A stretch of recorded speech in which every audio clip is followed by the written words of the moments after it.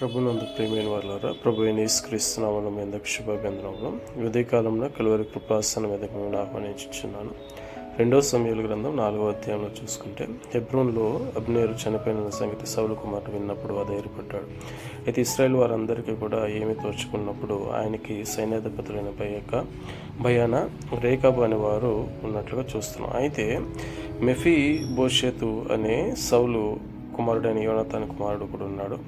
వీరు బయలుదేరి ఇష్బోషెతు మంచం మీద పండుకునేప్పుడు అతని వద్దకు వెళ్ళి గోధుమలు తెచ్చేదమని వేషం వేసుకుని అతనిలో ప్రవేశించి మంచం మీద పరున్న అతనిని చంపినట్లుగా ఈ వర్తమానాన్ని దావీదునకు తెలియపరిచి సౌలు యొక్క కుమారుల్లో మిగిలిన వాడిని కూడా చంపి ఉన్నాము, యెహోవా నీ పక్షంగా న్యాయం తీర్చి ఉన్నాడు అని చెప్పినప్పుడు, సౌలు గురించి జరిగిన సంగతి మీకు తెలియదా? మిమ్మల్ని నేను విడిచిపెట్టుదునా?